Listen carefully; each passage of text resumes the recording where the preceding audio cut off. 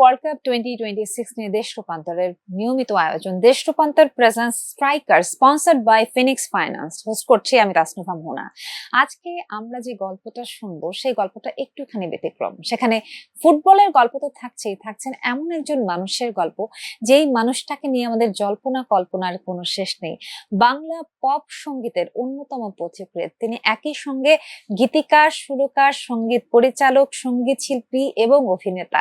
সেই সঙ্গে তিনি এমন একজন মানুষ যে মানুষটাকে নিয়ে কথা বলতে গেলে তার পাশে আরো অনেকগুলো বিষয় সংযোগ করতে হয়। চলুন পরিচয় করে দিই। আমাদের সঙ্গে আছেন আমাদের সকলের ভীষণ প্রিয় সঙ্গীত শিল্পী ফেরদৌস ওয়াহিদ। Welcome sir. শুভেচ্ছা, কেমন আছেন? খুব ভালো আছি, আপনি কেমন আছেন? সুস্থ আছেন? ভালো আছি। সেই সঙ্গে আমাদের সাথে আছেন আজকে ড্রামার এবং পারকাশন শহীদ মাহমুদ। ওয়েলকাম। আপনি তো আর্জেন্টিনার সাপোর্টার না? ফুটবল খেলা দেখছেন? মেসির ভক্ত আমি বরাবরই, কেননা মেসি ভালো খেলে। নেইমার তো এবারে নেমেছিল, নেইমার যেহেতু ইনজুরি ছিল এখনো ঠিক মতো নামলোই না। হ্যাঁ, মাত্র শেষ 10 মিনিট খেলেছিল মাত্র।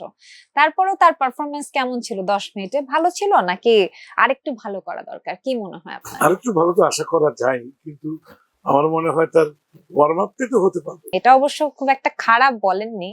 আর শহীদ ভাই, আপনি তো ব্রাজিলের খেলা দেখেন, আর্জেন্টিনার খেলাও দেখা হয়, তো আপনার এই ব্যাপারে কি মতামত? নেইমার শেষ 10 মিনিট কেমন করে? এক্সেলেন্ট। এক্সেলেন্ট। আচ্ছা, আর এমনিতে আর্জেন্টিনার খেলা কেমন লাগছে? আর্জেন্টিনার খেলা খুব ভালো লেগেছে। মেসি তো হ্যাটট্রিক করেছে, লাস্ট খেলাটাও খুব ভালো লেগেছে। আবার পেনাল্টিও মিস করেছে, পেনাল্টি মিস করেছে, তখন মনটা খারাপ হচ্ছিল। পরে যখন আবার কভার আপ হলো, আরো ভালো লেগেছে।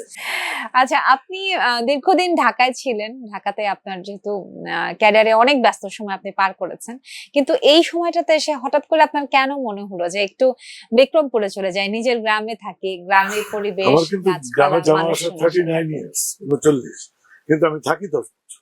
আচ্ছা, গ্রাম আমার কাছে 29 বছর লেগেছে ভালো লাগা, থাকার মতো ভালো লাগা। এমনি তো ভালো লাগে, এখন পুরোপুরি লাগে।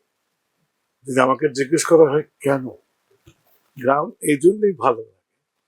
জীবনের অজানা সময়গুলো কিন্তু এখনো জানি একাই থাকতে হবে, তাই জীবন দেখতে দেখতে জীবনের এই একাকিত্বটা কেমন, আমি তো মনে করি একাকিত্ব ইজ দ্য বেস্ট টাইম। উপভোগ করছেন খুব বেশি।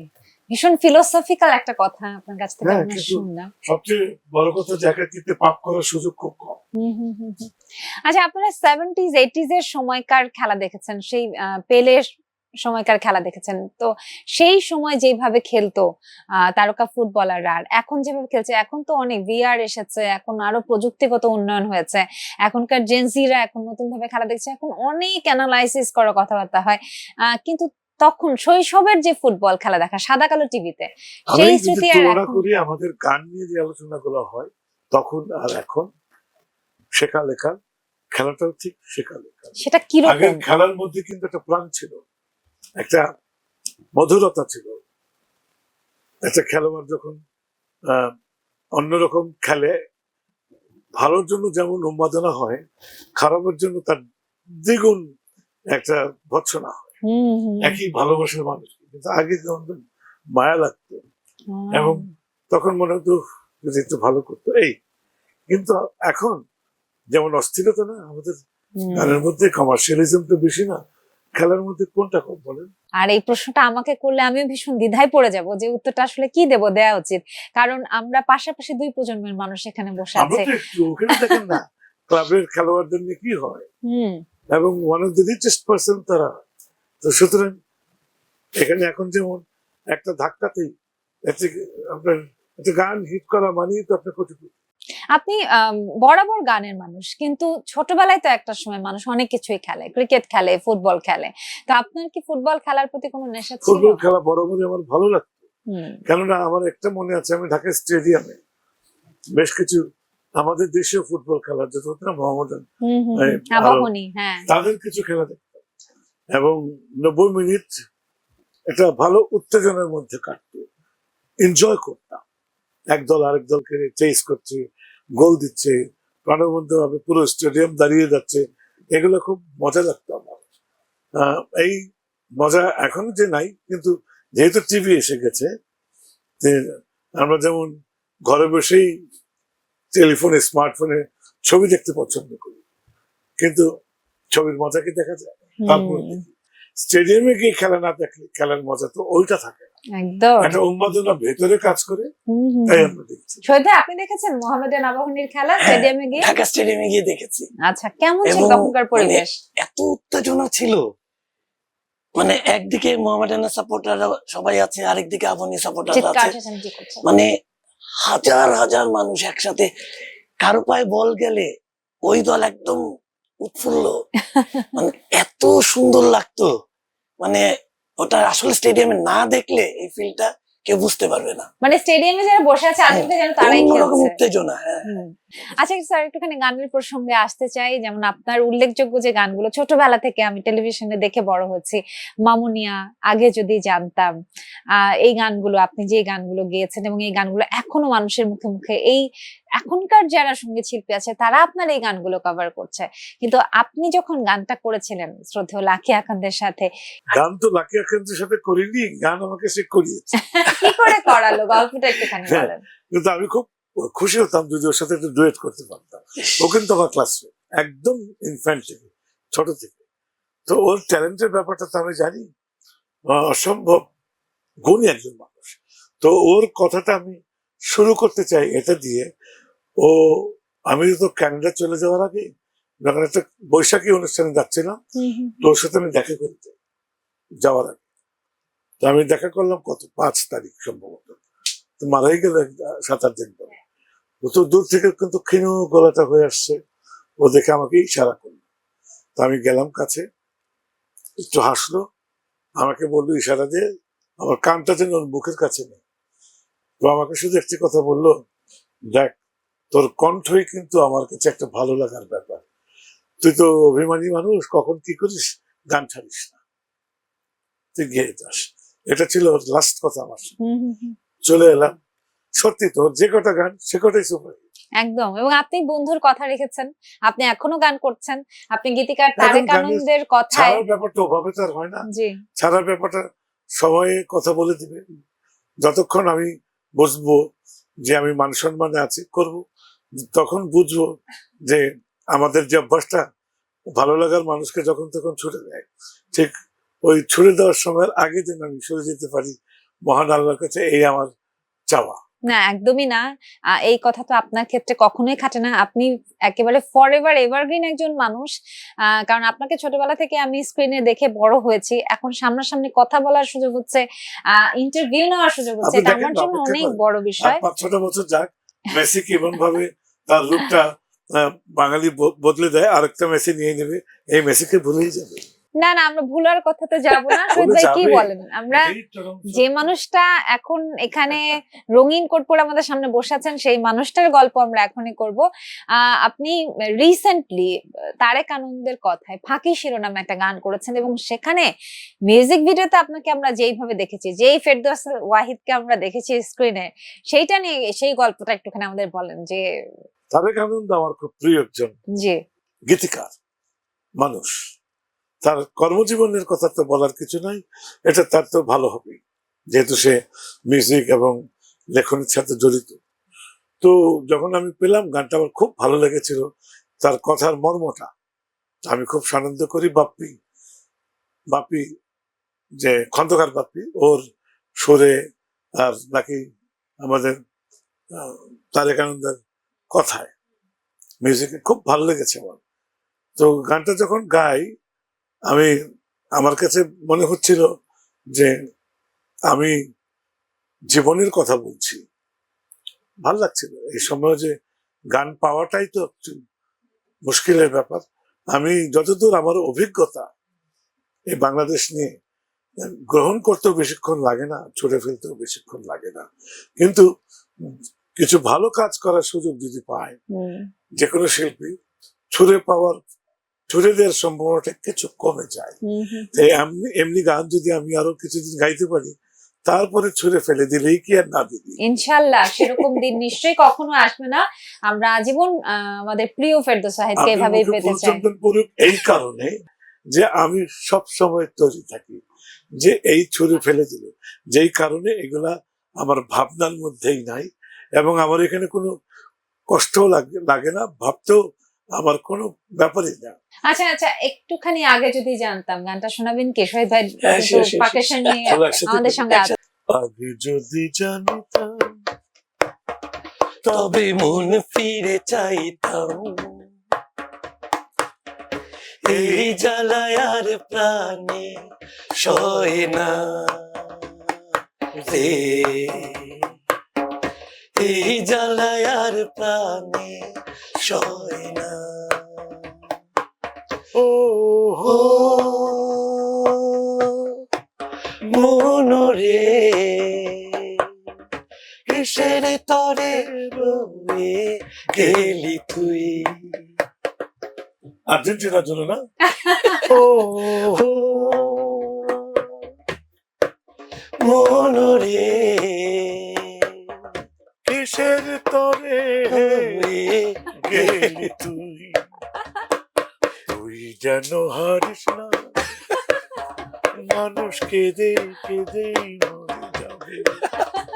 ও মেসি, ও মেসি, তোর আনন্দে অনেকে নাচে। দুর্দান্ত দুর্দান্ত, এরকম মুখে মুখে গান বানিয়ে ফেলা এটা কিন্তু বিস্ময়কর। এবং মানে মেসি কিন্তু হারেনি, মেসি জিতেছে। জিতেই আছে, বলছি তো জিতেই। যদি হারে তো কি হবে? ও আচ্ছা, এবং সামনে রাউন্ড 32 আছে, এবং সেখানে খুব সৌভাগ্যবশত কেবার্দের সঙ্গে তার খেলা পড়েছে, আর্জেন্টিনার খেলা পড়েছে, সো জেতার সম্ভাবনা অনেক অনেক বেশি। আর্জেন্টিনান যারা মানে ফ্যান ফলোয়ার রয়েছে তারা এমনিতেই ভীষণ খুশি এবং রিল্যাক্স মুডে আছে। না, আমি কিন্তু কি বলেন শোন ভাই? ব্যক্তিগতভাবে মেসির ফ্যান এই জন্য, জি। প্রথমত চমৎকার খেলে, হুম, আর আমার কেন জানি তার চেহারাটা মনে হয় পোলাইট। মানুষটি কমপ্লিকেটেড না, মানুষটি বোধহয় সহজ সরল, নরম, ভদ্র, যেই কারণে মেসির ভেতরে প্রতিভাগুলো যেন ছোট বাচ্চাদের মতো ঘুরে বেড়ায় ওর অন্তর। বাহ, কি সুন্দর। চলো আরেকটা হয়ে যায়। হ্যাঁ। মামুনিয়া, মামুনিয়া মামুনিয়া মামুনিয়া মামুনিয়া মামুনিয়া মামুনি মামুনিয়া, ও বিড়ালের ছানা গাড়ি গান গানা তারে নারে তার না, ডারি সারি ভাটিয়ালি যা খুশি গানে চেগা। ও মামুনিয়া মামুনিয়া মামুনিয়া মামুনিয়া মামুনিয়া মামুনিয়া মামুনি মামুনিয়া। ওহ, আমি কখনো ভাবতে পারিনি যে গানটা সবসময় টেলিভিশন স্ক্রিনে দেখেছি সেই মানুষটা আমার পাশে বসে থাকবেন এবং আমার সামনে বসে এই গানটা তিনি করবেন। সো আচ্ছা, তো- থ্যাংক ইউ সো মাচ। তারেকের অনুষ্ঠান না, তারেক আমাকে অনেক উৎসাহ দেয়, জি। অনেকভাবে আমাকে না, আমাদের সঙ্গীতকে প্রমোট করে, হুম, তাই তার আনন্দটা আমাদের আনন্দ। সেই। এর যদি অনুষ্ঠানটা কিছুটা হলো যদি আনন্দ দেয় মানুষকে, তা আমি তো খুশি। আচ্ছা, মামুনিয়া গানটা শুনে আমার একেবারে খুব অতীতের একটা কথা জানতে ইচ্ছে করছে। মানে আপনার একেবারে গানের শুরু, প্রথম যখন গান করতে এলেন, গানের ভুবনে এলেন, তখন কেমন ছিল? প্রথম গানটা যখন করেছিলেন তখন আপনার কেমন লাগছিল? সেই আমার স্মৃতিটা জানতে জীবনের চাই। প্রথম গানটা হলো ওটা আমার বড় ভাইয়ের লেখা, সুরটা ছিল আমার, এবং অনুভূতিটা ছিল এই যে কেন জানি না খুব রোমান্টিক গান ছিল, ওহ, এবং ওটাই আমার করতে মন চাইলো। কত বছর বয়সে এটা করেছিলেন? বয়স কত তখন, এটা প্রায় 45 বছর আগে গান, আচ্ছা। আর একটু বেশি হবে, হুম, হুম, হুম। 47। আপনি তো বরাবর রোমান্টিক ছিলেন, ঠিক কিনা?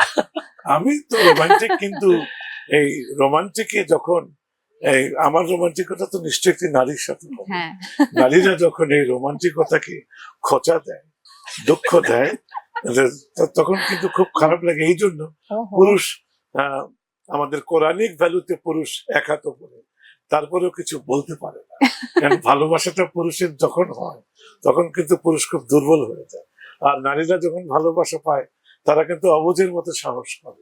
আমি আমার প্রথম গানটি গাই দর্শক, চাঁদ জাগে তারা জাগে, আমি জাগিয়া শুধু জেনে এসেছি তুমি যে আমার চাঁদ জাগে তারা জাগে আমি জাগিয়া সেই এত পুরনো গান আমি কেন গিয়েছিলাম জানি না, কিন্তু আমার খুব প্রিয় গান এবং অনেকেরই এখনো যারা ওই সময়কার তাদের খুবই প্রিয়। সুন্দর গান, ভীষণ সুন্দর আসলে গান।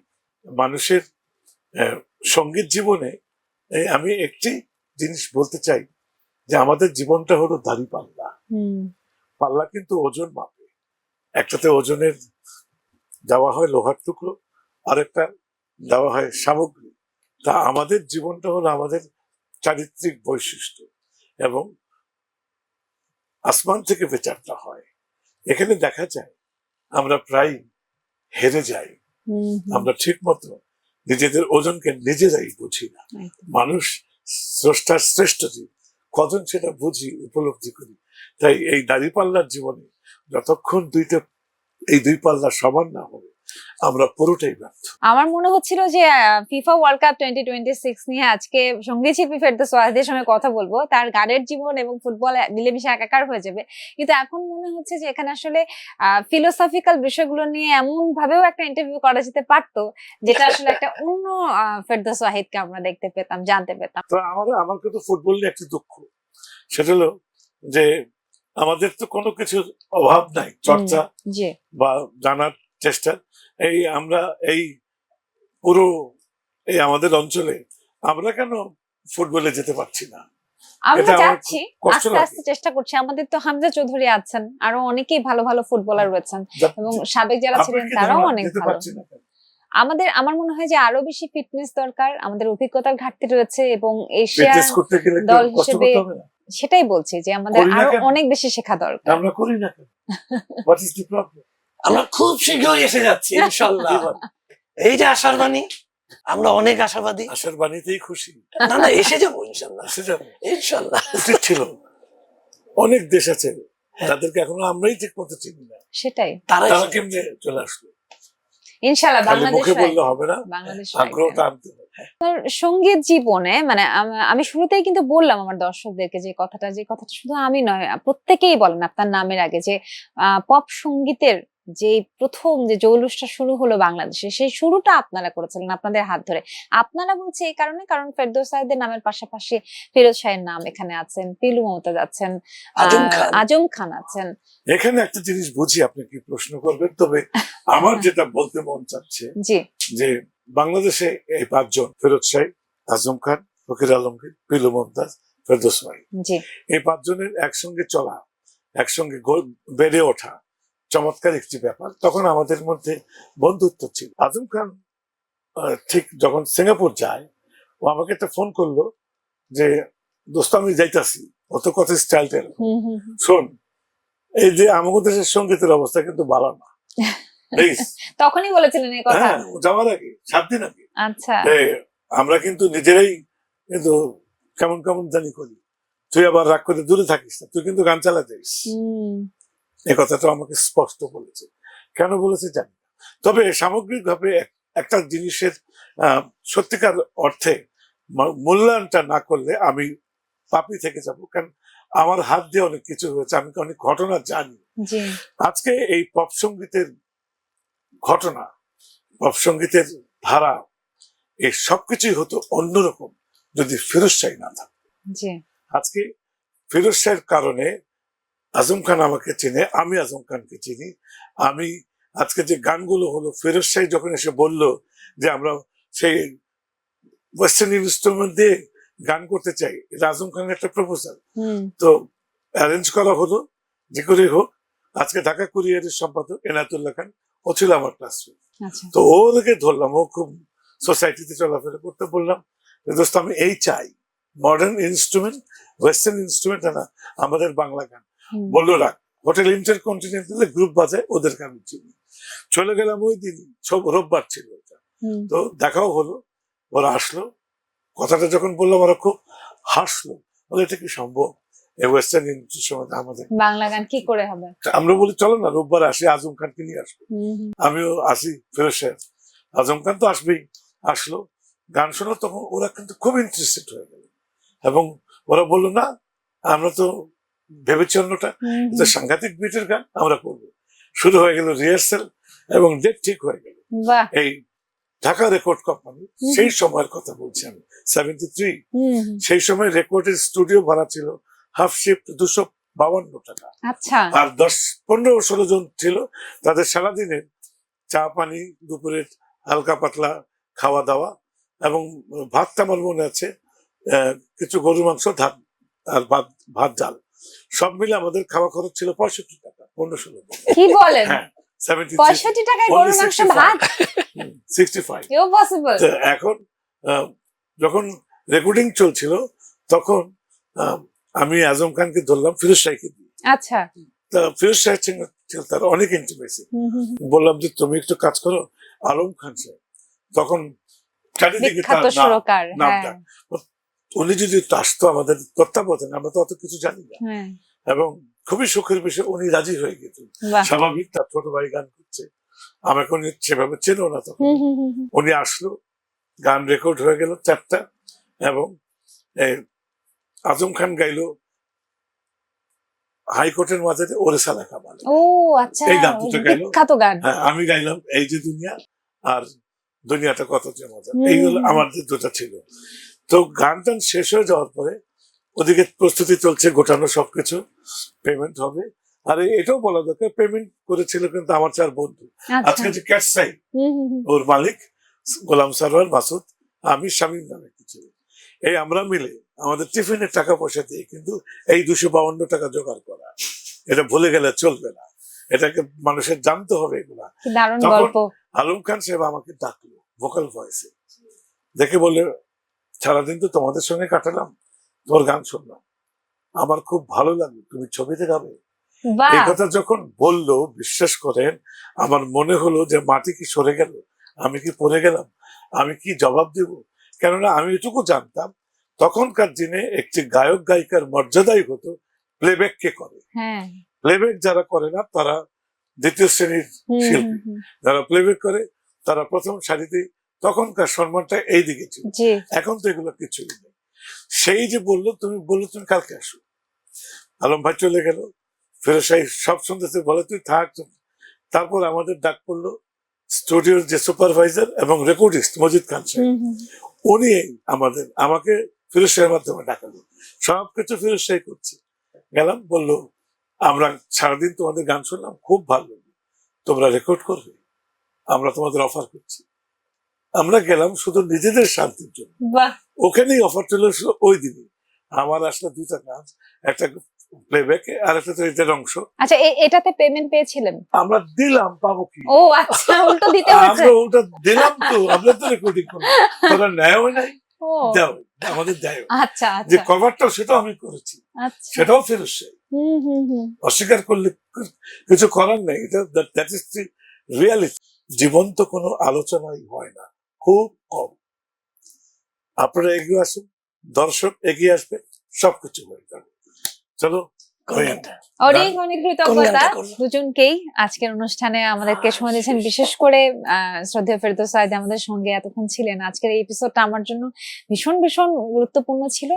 শেষ গানটা তো আমরা করবোই, তার আগে আমি একটু দর্শকদের কাছ থেকে Desh Rupantor present striker sponsored by Phoenix Finance. এতক্ষণ ধরে দেখছিলেন আজকে একটা স্পেশাল পর্ব, কারণ স্পেশাল পর্বের গেস্ট ছিলেন আমাদের পপ সঙ্গীতের অন্যতম বিস্ময়কর মানুষ ফেরদৌস ওয়াহিদ আমাদের সঙ্গে ছিলেন। এবং আজকের আলোচনাটা শুধুমাত্র ফুটবল নির্ভর হতে পারতো, কিন্তু যেখানে আসলে সঙ্গীত শিল্পী ফেরদৌস ওয়াহিদ আছেন সেখানে খানিকটা গান, খানিকটা গল্প কথন, খানিকটা দুঃখ, খানিকটা হতাশা, আবার খানিকটা অনুপ্রেরণার জায়গা, এই সবকিছু মিলিয়ে একটা চমৎকার অনুভূতির মেলবন্ধন তৈরি হলো আজকের এই পর্বে। আশা করছি আপনাদের ভালো লেগেছে আজকের পর্বটি। কন্টিনিউ হতে থাকবে আমাদের ফিফা 2026 নিয়ে আয়োজন Desh Rupantor presents striker sponsored by Phoenix Finance. আজকের মতো ভালো থাকুন সবাই। একটু শোনাবেন নাকি গানটা, এই যে দুনিয়া? হ্যাঁ, শিওর শিওর। 1 2 3 4 এই যে দুনিয়া কিসের লাগিয়া এত যত্নে গড়াইয়াছেন সাই, এই যে দুনিয়া ছায়াবাজি পুতুল রূপে বানাইয়া মানুষ, যেমনি নাচাও তেমনি নাচ, পুতুলের কি দোষ। ছায়াবাজি নাচাও তেমনি নাচি, যেমনি নাচাও তেমনি নাচি, তুমি খাওয়াইলে আমি খাই, আল্লাহ তুমি খাওয়াইলে আমি খাই, এই যে দুনিয়া। মা তুই থাকলে কত ভালো লাগে, সারা জীবন কোনো কিছু আর লাগে না। এমন মা হবি তুই, যে মায়ের সন্তানেরা, যে মায়ের সন্তানেরা কান্দে আবার হাসতে জানে, কান্দে আবার হাসতে জানে। এমন একটা মা দেনা, এমন একটা মা দেনা, যে মায়ের সন্তানেরা, যে মায়ের সন্তানেরা কান্দে আবার হাসতে জানে। Thank you.